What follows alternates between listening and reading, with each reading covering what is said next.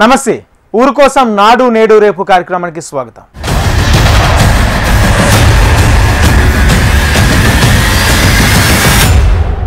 ఖమ్మం జిల్లా ముదిగొండ మండలంలో సమస్యలు పాలనా తీరుకు అద్దం పడుతున్నాయి. వీధులన్నీ చెత్తా చెదారం మురికితో కంపు కొడుతున్నాయి. అంతర్గత రోడ్లు గుంతలమయంగా మారాయి. మండల కేంద్రంలో బస్ స్టాండ్ నిర్మించాలని గ్రామస్తులు డిమాండ్ చేస్తున్నారు. ముదిగొండలో నెలకొన్న సమస్యలపై హెచ్ఎంటీవీ గ్రౌండ్ రిపోర్ట్.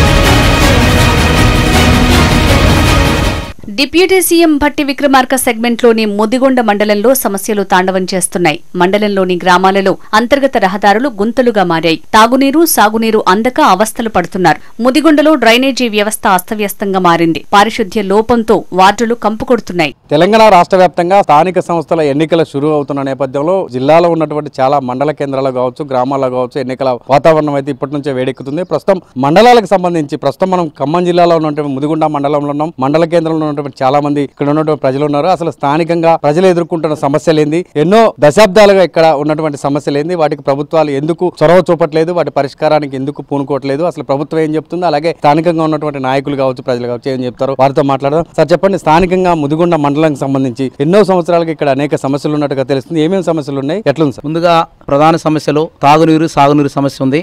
పశువుల వైద్యశాల సరిగా లేదు. సొసైటీ 3 నెలల ముందే రెడీ అయింది. ఇంతవరకు దాన్ని ఓపెనింగ్ చేసే పరిస్థితి కూడా మరి ఎందుకు లేదో అధికార పార్టీ తెలియాలి, లేదంటే ఆ సొసైటీ వాళ్ళు ఉన్న వరకు తెలియాలి. ఇంకొక భాగం ఏంటంటే ముదిగొండ హెడ్కోర్టులో సెంటర్ కనీసం బస్ స్టాండ్ లేదు. మీరు చెప్పండి అన్న, అసలు స్థానికంగా ప్రజలకు ఎప్పటి నుంచో ఉన్నటువంటి సమస్యలు. ప్రతి గ్రామంలో అనేక ఇబ్బందులు పడుతున్నారు. డ్రైనేజ్ సమస్య, అట్నే చెట్లు మళ్ళీ వాళ్ళ జీతాలు లేక ట్రాక్టర్లు పెట్టిన టీఆర్ఎస్ గవర్నమెంట్ ఊళ్ళలో ఎక్కడ పెంట దిబ్బలు లేకుండా ట్రాక్టర్లు పెట్టి ప్రతి ఇంటి నుంచి చెత్త తీసపోయి డంపింగ్ యార్డ్లు వేసేది. ఇలా అది ఇబ్బందులు పడ్డది. ఆయిల్ లేక ట్రాక్టర్లు నడిపే పరిస్థితి లేదు.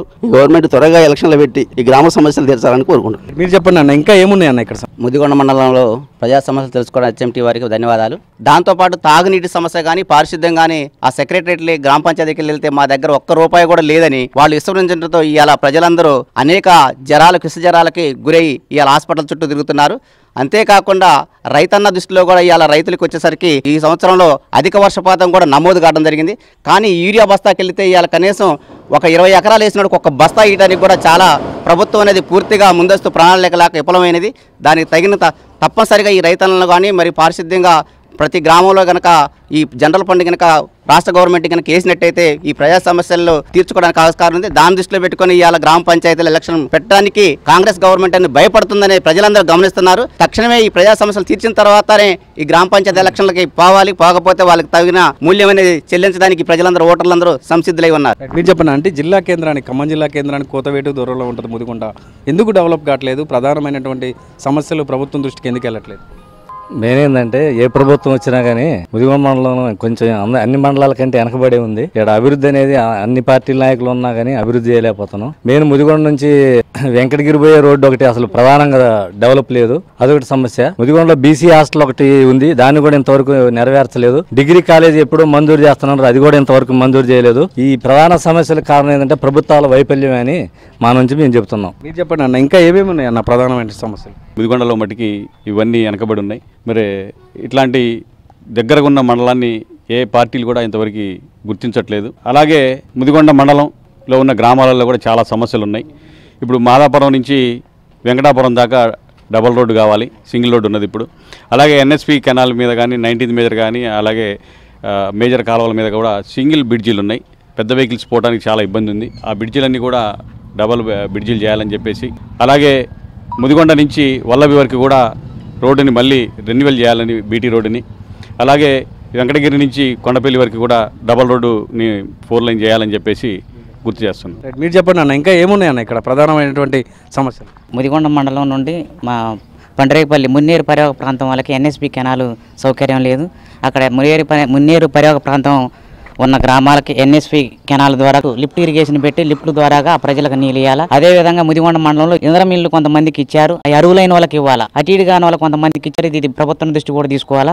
పేదలైన వాళ్ళకి ఇల్లు అందట్లేదు, కొంతమంది ఇల్లు వచ్చిన వాళ్ళకి కూడా బిల్లులు రావట్లేదు, అది కూడా వాళ్ళ దృష్టికి తీసుకొని పోవాలా. మా మున్నేరు పర్యావరణ ప్రాంతంలో పండరేపల్లి ఉంది. పండరేపల్లికి గతంలో కూడా మన ఎమ్మెల్యే మన మంత్రి గారు చెప్పారు, మీ మున్నేరు పర్యావరణ ప్రాంతంలో బ్రిడ్జి ఇస్తాం మీకు అని చెప్పి ఎలక్షన్ లో కూడా వాగ్దానం చేశారు. దాన్ని కూడా చేయాలి. అదే విధంగా మా నియోజకవర్గం ఎస్సీ నియోజకవర్గం కాబట్టి దళిత బంధు 12 లక్షల రూపాయలు ఇస్తామని 15 ఇస్తామని చెప్పారు. ఇప్పుడు ఎలక్షన్ల ముందు చెప్పారు. దాన్ని కూడా పైలట్ ప్రాజెక్ట్ చేసుకుని మా ముదిగొండ మండలానికి దళిత బంధు ఇప్పించాలని మంత్రి గారిని కోరుతున్నాం. మీరు చెప్పండి అంటే ఇక్కడ గ్రామీణ ప్రాంతాలు ఇంకేం సమస్యలు ఉన్నాయి? ఈ రోజు ఇక్కడికి వచ్చినట్టు ప్రజా సమస్యకు వచ్చినట్టు HMT ధన్యవాదాలు తెలుపుతున్నాం. ఈ ముదిగొండ మండలంలో ఇక్కడ ప్రజా సమస్యలు అంటే అండి, ఇక్కడ పేదవాళ్ళకి చాలా అన్యాయం జరుగుతుందండి. ఈ ఇందిరమ్మ కమిటీలు వేసుకొని ఎండ్లు ఇందిరమ్మ పార్టీ వాళ్ళకి ఇచ్చుకుంటారు తప్ప మిగతా వాళ్ళకి ఇవ్వట్లేదు. ముదిగొండ మండల కేంద్రంగా ఉన్న అభివృద్ధి నీటి మీద రాతలుగానే ఉందనే అభిప్రాయాలు వ్యక్తమవుతున్నాయి. విద్యార్థులకు సరైన ప్రభుత్వ పాఠశాలలు లేక ఖమ్మం జిల్లా కేంద్రానికి వెళ్లాల్సిన పరిస్థితి నెలకొంది. ఇంకోవైపు నూతనంగా నిర్మించిన గ్రీన్ ఫీల్డ్ హైవే ఏర్పాటుతో కొంతమేర ఉపయోగం ఉన్న మండల కేంద్రానికి రవాణా తగ్గిపోయే అవకాశాలు కనిపిస్తున్నాయి. వాళ్ళకి 4 సంవత్సరాలు వాళ్ళకి ఇల్లు లేదు. ఈ మండలంలో కాంగ్రెస్ పార్టీ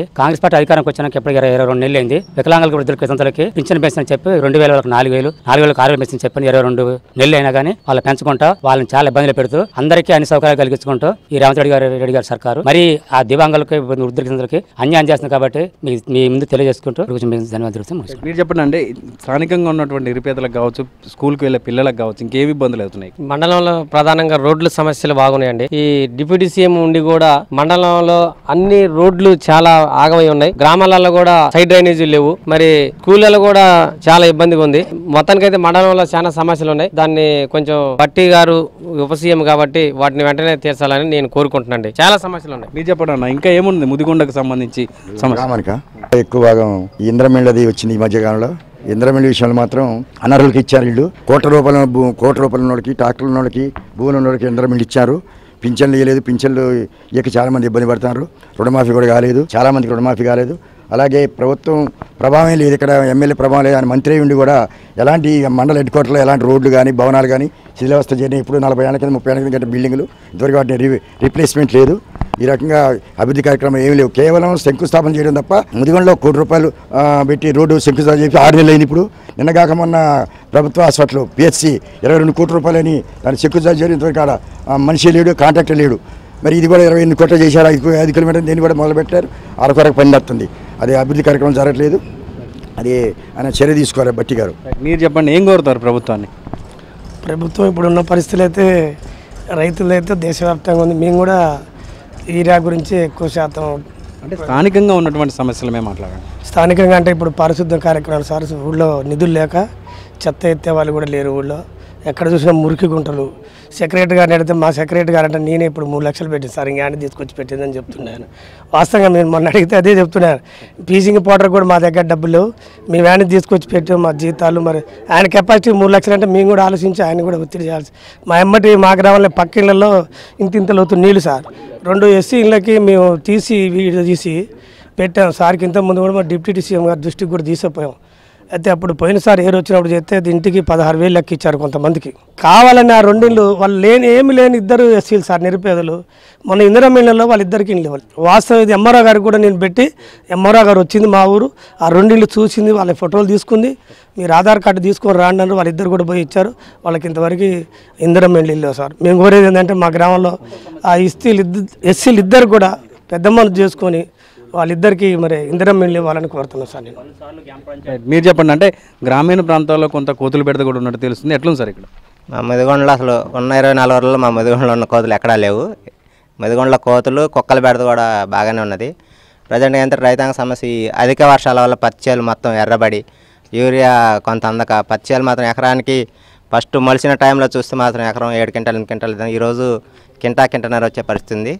రైతులు మాత్రం అందరూ కూడా ఒక దయనీయ స్థితిలో చూస్తారు.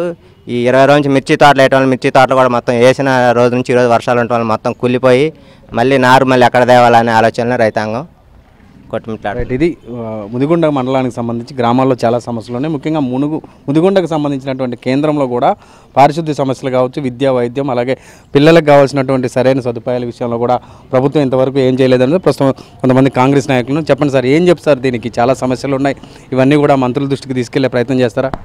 ముందుగా HMTV వారికి ధన్యవాదాలు. ఇవాళ తెలంగాణ రాష్ట్రంలో చూసుకుంటే అభివృద్ధి పదంలో కాంగ్రెస్ ప్రభుత్వం ముందుగా ఉన్నది.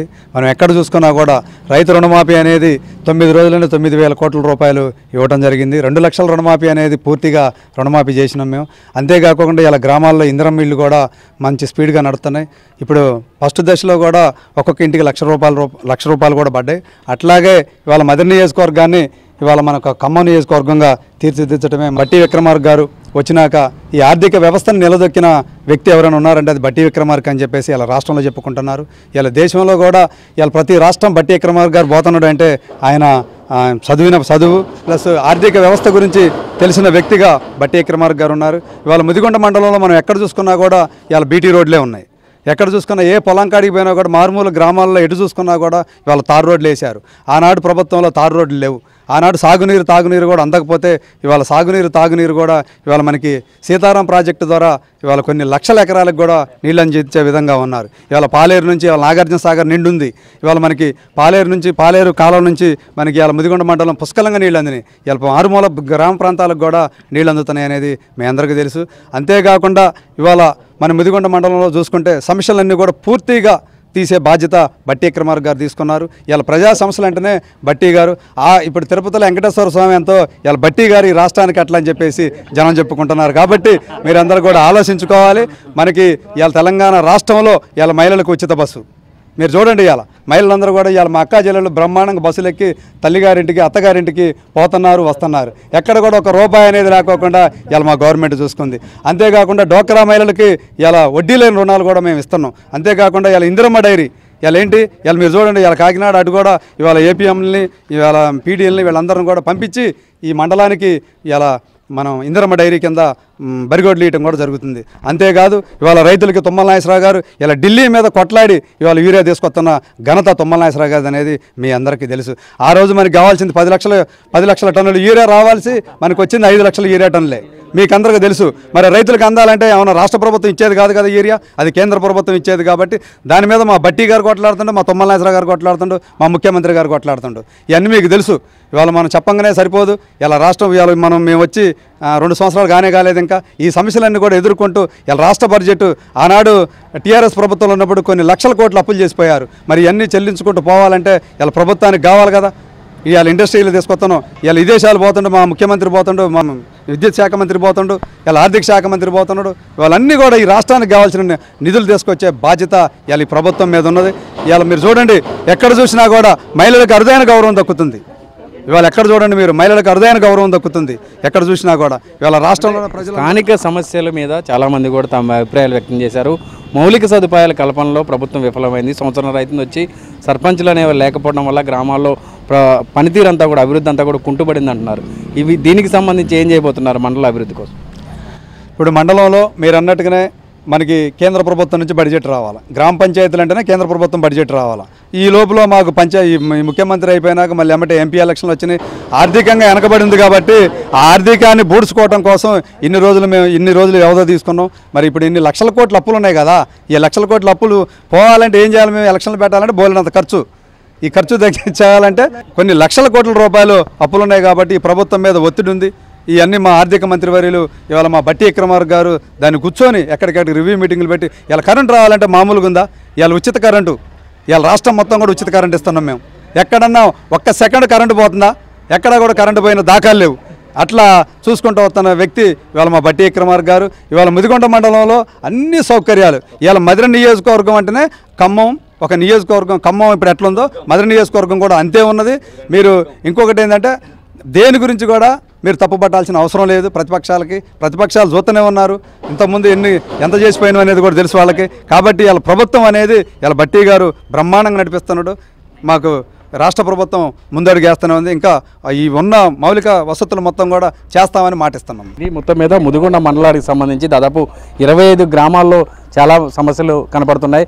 పారిశుద్ధ్య సమస్య కావచ్చు, పిల్లల చదువు విషయంలో కావచ్చు, విద్యా వైద్య విషయంలో కావచ్చు చాలా ఇబ్బందులు ఎదుర్కొంటున్నా చెప్తున్నారు. గడిచిన 10 ఏళ్లలో కొంతమేర కొన్ని చోట్ల కొన్ని బిల్డింగ్లు శాంక్షన్ అయినప్పటికీ కూడా అవి ప్రారంభానికి నోచుకోవట్లేదు. ఆ అభివృద్ధి కార్యక్రమాలు అనేవి ప్రజలకు చేరు కావట్లేదు. ముఖ్యంగా నిరుపేదలకు సంబంధించి కూడా ఎక్కడా కూడా వాళ్ళకి రావాల్సిన నివాస గృహాలు అందకపోవడం, అలాగే ఇందిరమ్మ కమిటీలు పెట్టినప్పటికీ కొంత ఇల్లులు వస్తున్నప్పుడు కూడా పూర్తి స్థాయిలో పేదలకైతే అర్హులైన వాళ్ళకి అందట్లేదని పెద్ద ఎత్తున అయితే ఆరోపణలు వ్యక్తమవుతున్నాయి. దీని మీద ప్రభుత్వం కూడా చర్యలు తీసుకోవాలి. సంబంధిత అధికారులు కూడా సర్వే చేయించడం వల్ల మండలంలో ఉన్నటువంటి అందరికి కూడా అభివృద్ధి అందే విధంగా అన్ని సౌకర్యాలు కల్పించే విధంగా ప్రభుత్వం పూనుకోవాలని చెప్పి స్థానికంగా ఉన్న ముదిగొండ గ్రామ ప్రజలు కావచ్చు, మండల ప్రజలు కావచ్చు కోరుతున్నారు. ఇది ఇక్కడ పరిస్థితి కేవలం గణేష్తో కిరణ్, ముదిగొండ నుండి.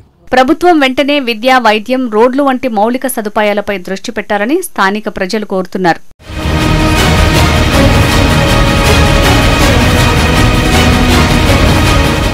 ఊరు కోసం కార్యక్రమంలో షార్ట్ బ్రేక్ తీసుకుందాం.